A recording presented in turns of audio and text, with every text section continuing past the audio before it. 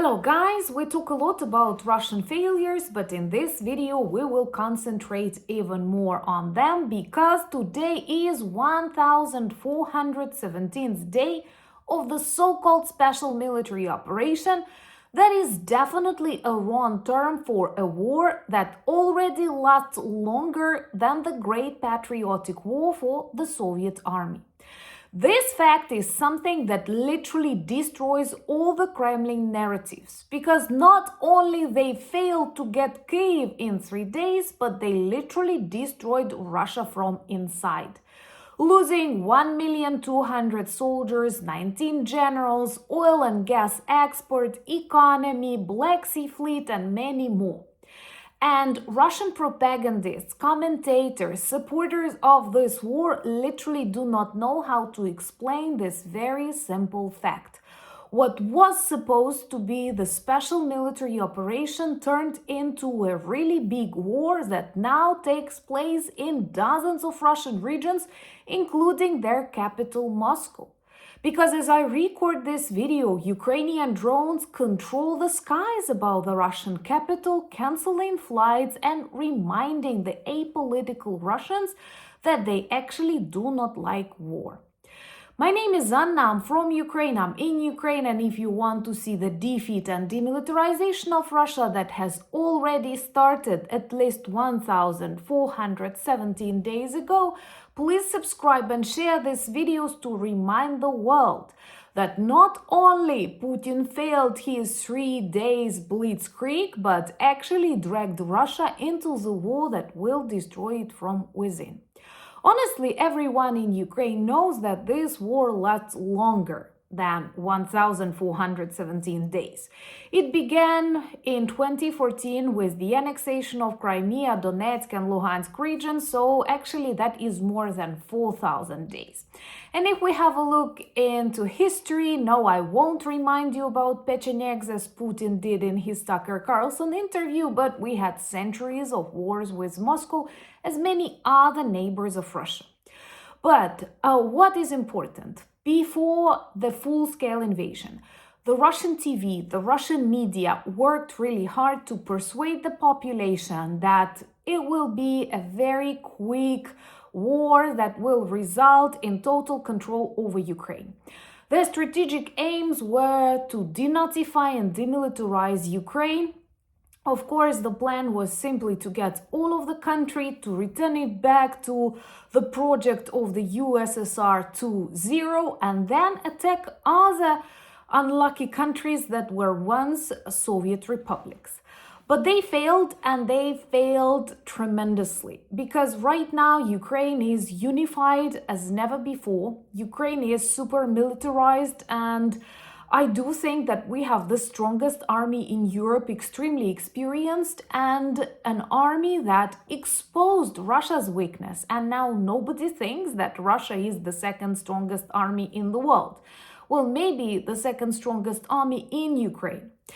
And they've lost a lot during this period and achieved literally nothing. Because we have to remember, after the beginning of this full-scale invasion, Russians did not manage to get a lot of Ukrainian territory. Most of their gains were back in 2014 when we were literally unprepared. We did not expect that this kind of aggression was possible in the center of Europe in the 21st century. We were naive, just as many of you are now. But in 2022, we were better prepared, we acted quickly, we have hundreds of thousands of people who volunteered to join the army, we have allies, thank you for your support. And even those territories that they managed to get during first weeks in Kyiv, Kharkiv, Kherson, they lost, and now they are under full control of the Ukrainian army. And I felt very happy to actually make a list of things that they've lost during this period. And as lots of Russian vloggers, Russian military experts say that, wow, during the very same period of time, the Soviet troops were already in Berlin. And look at the Russian army. They only control less than 1.5% of the Ukrainian territory. That's exactly what they gained during these 4 years Losing attention, please, 1,200,000 Russian soldiers, among whom 19, officially 19 Russian generals. These are top strategists, and an important conclusion that a lot of military NATO experts keep repeating. That's why share this video. Share it more than any other. Russia did not have any strategic victories or gains. We may speak about some tactical success, especially at the beginning of 2022, but strategically, they are losing. And their failures are huge, so that Putin actually did not appear on public since the beginning of 2026, and that's why a lot of Russian vloggers question him. What is happening? When his lies about Kupiansk were exposed, when he lost geopolitical control in Venezuela, in Armenia, Azerbaijan, in Central Asia, in Syria, and hopefully in Iran, because people have to be free from such authoritarian, evil regimes. And we may also speak about the destruction of the Black Sea Fleet. Yes, I do have a list. The destruction of the Black Sea Fleet. It began with the warship Moskva, and it was so symbolic, sums up for that. It was so symbolic when a couple of Ukrainian guards were brave enough to say no to this warship, and later, with this attitude, with this spirit, we destroyed it together with lots of Russian submarines, multi-million-dollar warships, a lot of their aviation. And here I need to remind you about the Spiderweb operation that destroyed 1/3 of Russia's aircraft, military aircraft, literally during one day, but most importantly destroyed the mess of their intelligence, the mess of their FSB. They literally did not know what was happening inside Russia. And now dozens of their regions are a war zone. With constant explosions on legitimate military targets, and the destroyed oil and gas industry. Companies, Lukoil, Gazprom, Rosneft, that were rich and successful are now bankrupt, that speed up the destruction of the Russian economy and their banking system. Russian energy export is ruined, and we all know that energy export was actually the only way for Russia to earn money. And the fact that Lukoil assets were taken away from Russia in Iraq is a demonstration that predators sense this weakness of Putin.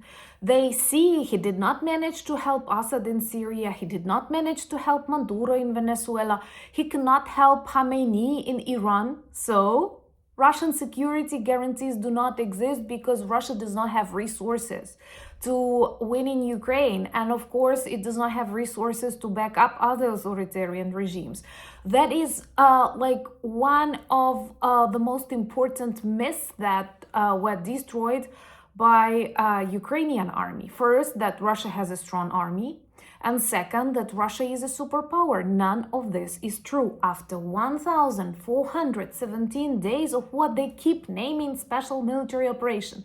Guys, I'm sorry, if it lasts for a couple of hours, a couple of days, with, I don't know, 25 people involved, then maybe that's a military operation. And here we have a war that now is back on the Russian territory, because that's the Russian war. Also, it's extremely important to see the changes inside Ukraine. Once again, they wanted to destroy our country, but they made it stronger.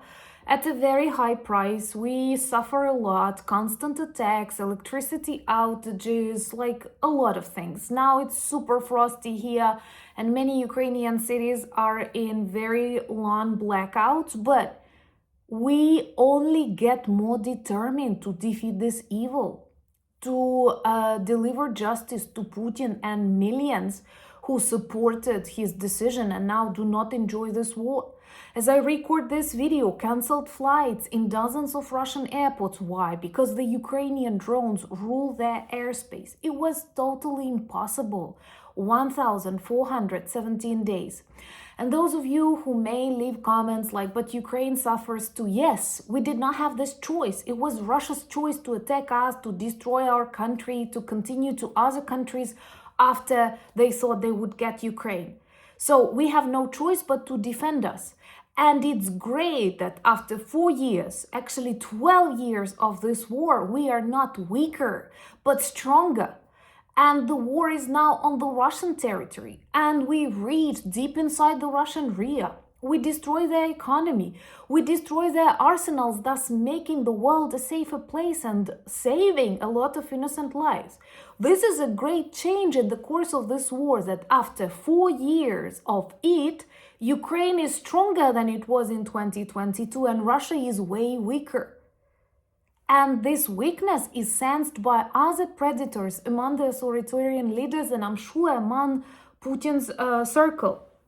And what we also see is that many other armies of the world at the beginning treated Ukraine as a burden, didn't know what to do with us, and now they learn from us.